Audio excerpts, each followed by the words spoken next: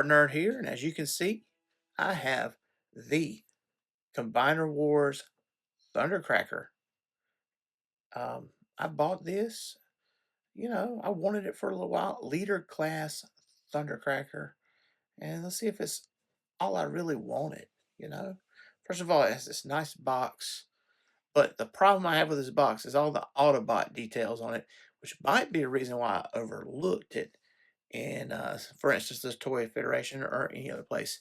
I've seen this in two different places, but I'll talk about that later. But I like the box a lot. It's a big window. You can see the figure inside. You know what you're getting.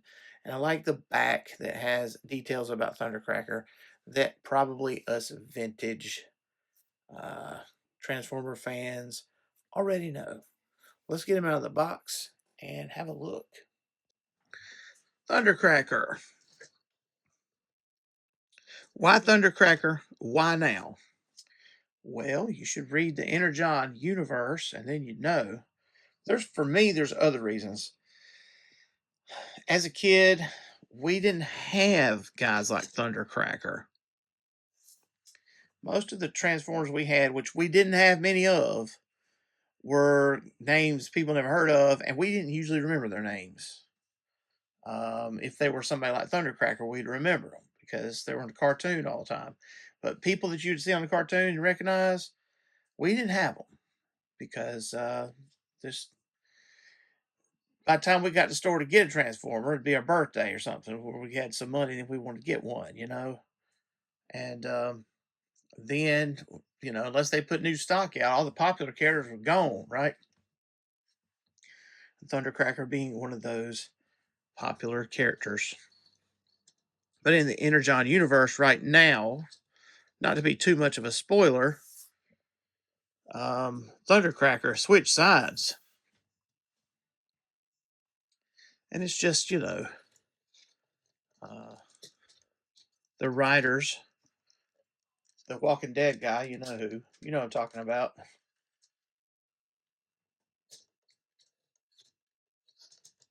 He's playing up the different aspects of the character, and one of those is he kind of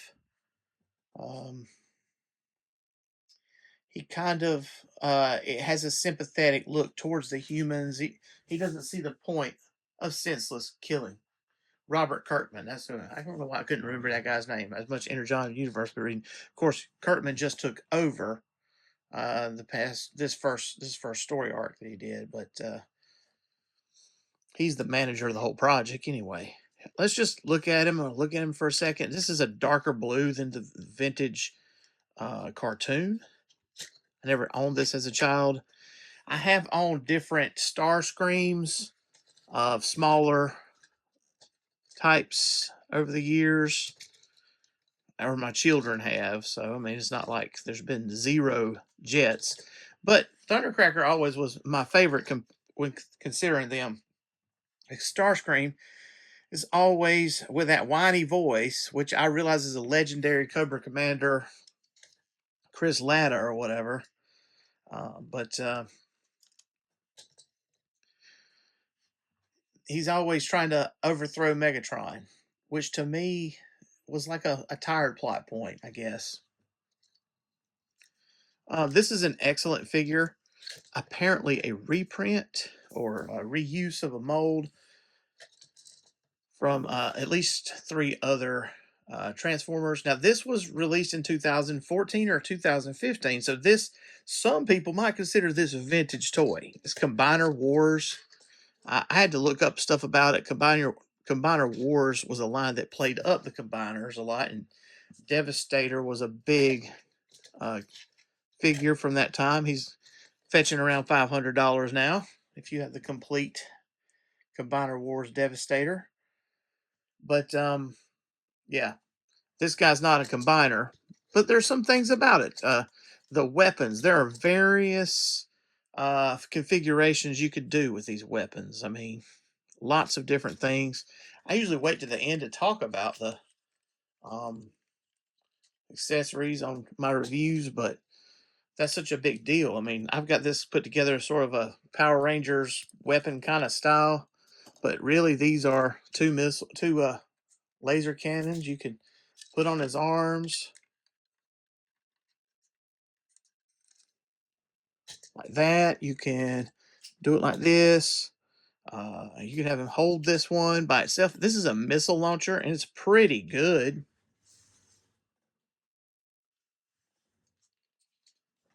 I don't want it flying off and get me losing it, just like I did.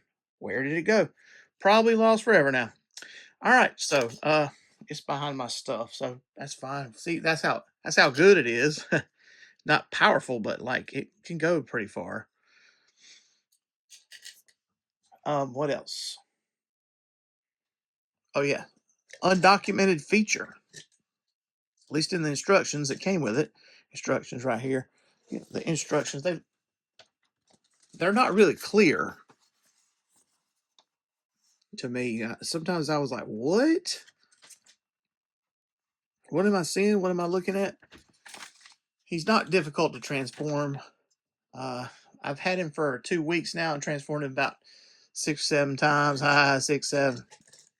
Undocumented feature. You can remove these and get you even more options. Some people say to get more of a cartoon accurate look, you would take these off. So he has just blue on the sides.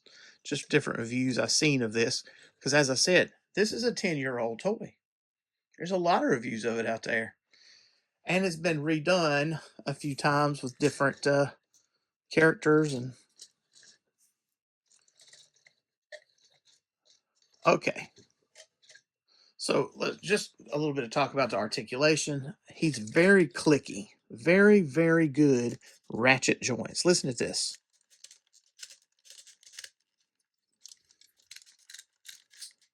I love the ratchet joints on the forearms.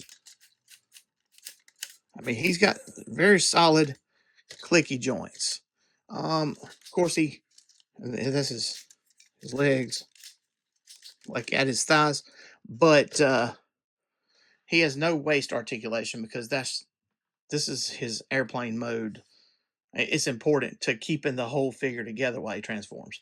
He does have a bobblehead, and it has a so-called light piping. Let me see if I can find my light. Now, I have figures that have this, like Super 7 Metalhead. So you can see, you can get light in there, and it can seem to light up, but it's not very good. The only other non-ratcheted joints that there are right here at his shoulder swing out. There's no hand articulation, and his hands are fixed in this grip. So there you go. And so that's his articulation. His feet he's got big feet. Helps him be stable. And if you look from the side, you say he pretty much stands up straight, stiff as a board. So that is something that is different than, say, the more recent Transformers that I have, because I'm talking about Onyx Prime. That is Age of the Prime's Onyx Prime, Studio Series Soundwave, and Age of the Prime's G2 color of Grimlock. And by the way, this is the exact same color as Soundwave to match the. Now, I'm not so good with colors. Maybe I'm wrong. Maybe this is darker. But if they wanted to match the cartoon, I think it is darker. It's more purplish. If they wanted to match the cartoon, he would be a lot lighter colored. I've watched some of the cartoon recently. So, Grimlock is the same color as Soundwave. Thundercracker is a slightly different shade. So there we go. There's some comparisons, some color comparisons for you. Other than that, I guess I should say we got a trading card. About the packaging in general, there's a lot of Autobot stuff on it, which is one thing that might have thrown me off of buying this. If it had a Decepticon on it, I'd probably looked at it. But I found this buried at the Toy Federation at the bottom. Now, I'd seen another one at LT Toys where I got the Whiplash. And instead of getting Thundercracker there, I got Whiplash and Beachhead. They wanted $65 for this. Toy Federation had it for $50, so I saved $15 if you want to look at it in a twisted kind of way, right? Because nobody has to buy this stuff. Alrighty, so what about transforming the Thundercracker? Oh boy.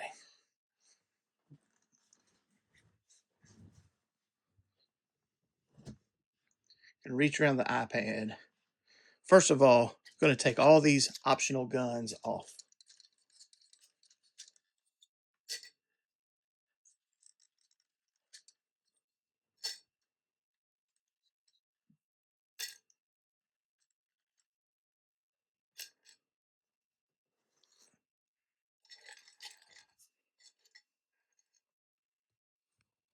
So now Thundercracker is completely disarmed. Let's just move all that over.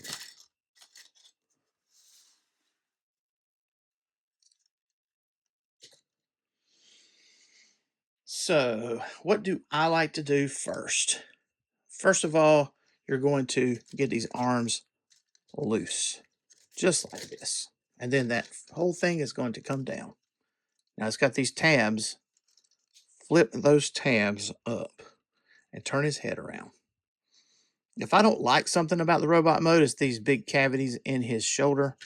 But it is what it is. All right. Now, next thing we're going to do is make the arms stand up straight.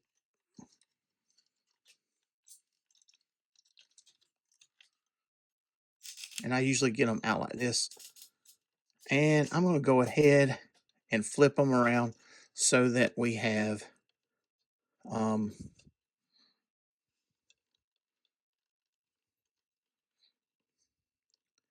like the fifth Superman style up there. All right. So next up, we're going to have the legs. So you're going to turn the legs in. So that's where we have the landing gear. And we're going to flip the feet and press them all the way in.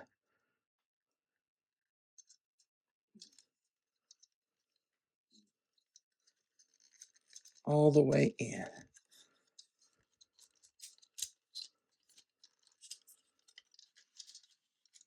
Just like that. Okay. So make those arms come down.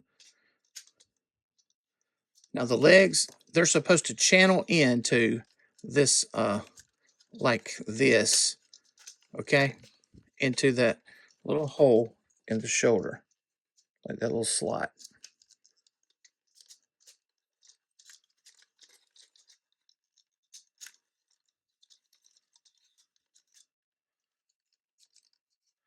And now for the most aggravating and most difficult part. The torso is supposed to slot in.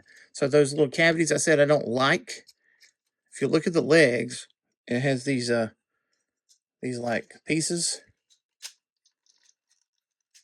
You have to line it up exactly right to go in, which is not very entertaining on the camera. Me struggling, reaching around my iPad. Well, you say, SpartanNerd, why don't you use a GoPro? Well, if you remember, when I did Soundwave, I did use one. And I had a hard time getting the video out of that and into my stuff. And I subscribed to their service, and it's just not that great. Maybe the GoPro people out there will hear me say this as throw me a bone, huh? Change your mind, SpartanNerd. I'm gonna do this away from the camera. All right, so about a minute away from the camera, and there we go. So as this is shaping up, can you tell it's a robot underneath? Surely you can. All right, now the next part is one of the coolest parts. You're just going to take the cockpit, put it right there, put these tabs down, and if everything's lined up right, it will go without there being any lip. Then this piece just comes up and goes to the back. Oop. These little wings come off way too easy. Tail wings. Now, just so you know, there is a slot and a peg system. If everything is lined up right, then that peg and everything will go in without problems. I'm going to line it up away from the camera just because it's kind of hard to do, but it's not hard. It's just kind of hard to line up and struggle sometimes. Got one side, got the other side. They just snapped in. You basically, these are the legs. You just have to click them over one or two times, and then it should line up perfectly. Now, if you want a 1980s look like that, a more modern Michael Bay era look, tilt the wings like that. And he has landing gear. Landing gear is right here.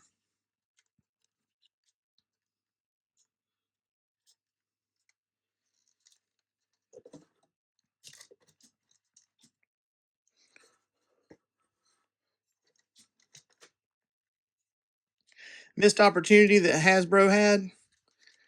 We should be able to open this cockpit and put a world's smallest figure in there or something. Probably could take a screwdriver to that and undo it.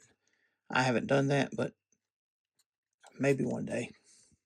What are these slots at the top? These are unused slots from Jetfire, but they look fine on this. So now we have our fighter jet. This is what it looks like underneath. You have all kinds of options. How do you want to arm this jet? So I kind of am partial to putting these big ones on the inside.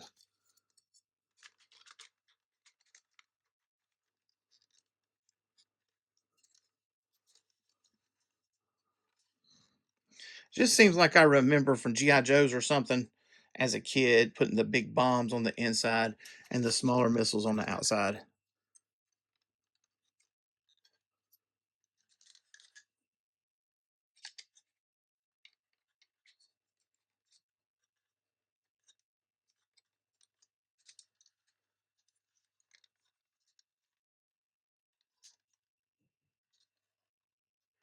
Now, just another thing, not really anything you can do with this. The box and the instructions say do it like this, put it on the nose cone.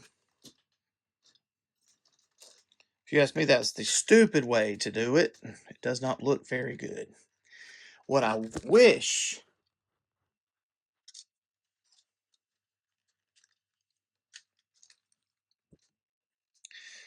there was some way we could get this to go down here on the bottom in this cavity area, or maybe even become another tailpipe down here.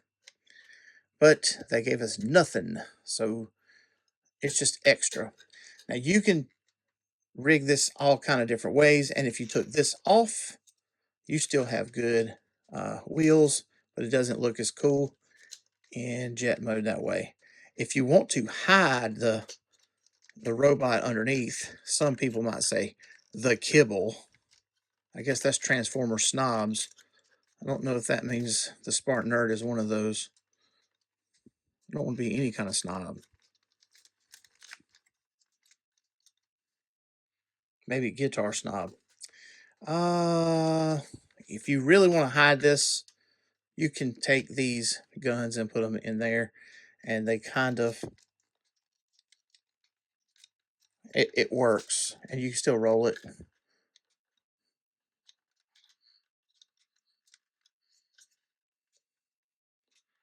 So from the bottom side, now it looks kind of natural for a fighter jet. There you go.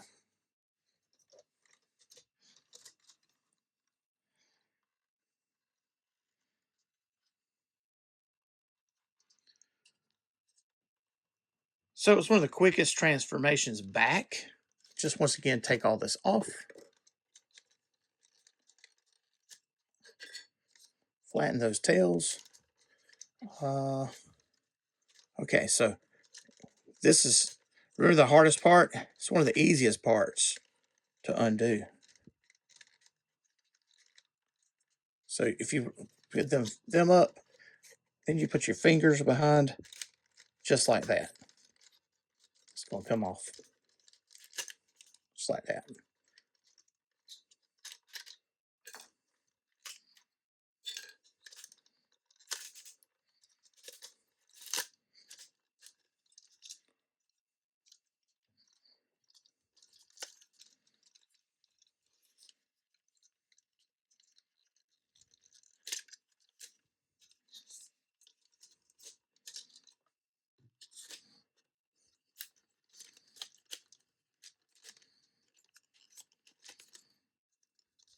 Turn the legs around, get the feet out.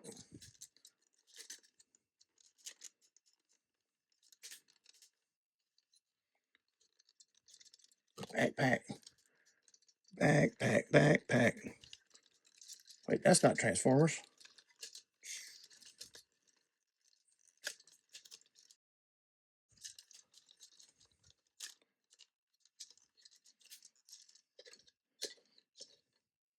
Pretty fast transformation back, actually.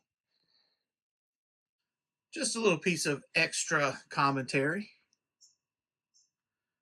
Just about a mile up the road, and you know this is me really talking. Hey, this is not AI. This is not a deep fake. Just a little ways up the road, about a mile. They're building one of these data centers in the old Kohler plant. Now, Spartanburg has voted to stop the Project Spiro, but this one's already underway. And they snuck it under everybody's nose, and they started doing it. Didn't tell anybody. It was already happening. We saw traffic being rediverted and all this stuff, and then we started to hear what it was. And I'm not real happy about it. So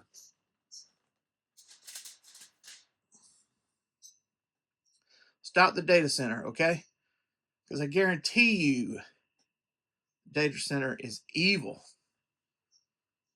And I like Decepticons. I like Darth Vader and Skeletor. I don't like data centers. Okay. So here's a final comparison shot of just different. Okay, so that is a vintage Insecticon down there. And then that is my prized vintage Shockwave.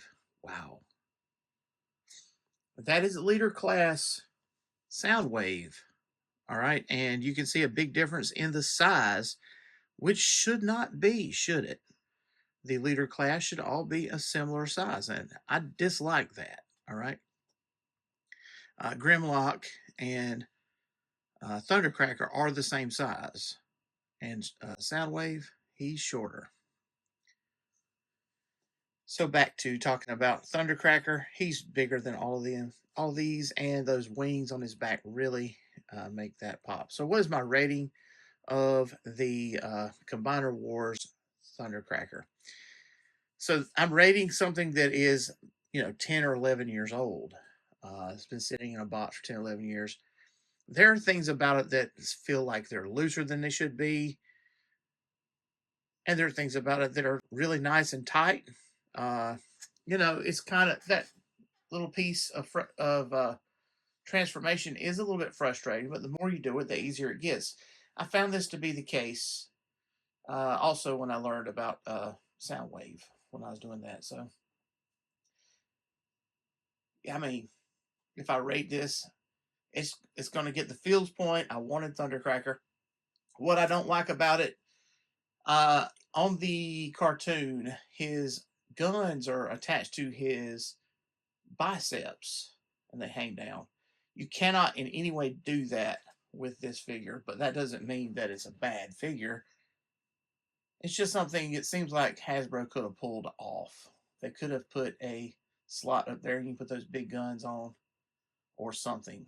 But they did not give us a way to do that. It doesn't fall down. It doesn't have stupid problems like that. There's not much paint to talk about on this. The paint on the back, the red, I really like it. That's about all the paint on the figure, though.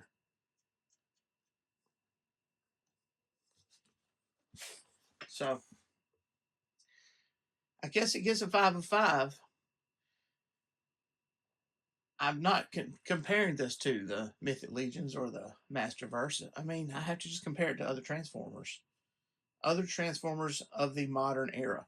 And just doing a little bit of studying around the Combiner Wars time and stuff, this is when the modern age of Transformers, the current age, really kind of began.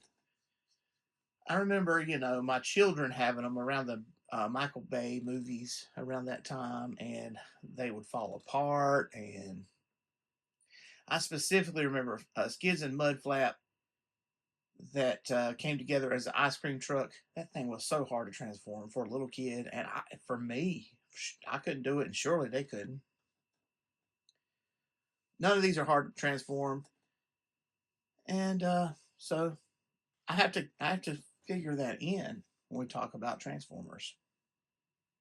So I'm giving it a 5 of 5, considering that it transforms easy, that its sculpt is good, what paint there is really good, nice. I like the colors on this. That's one of the strong points, and the feels point.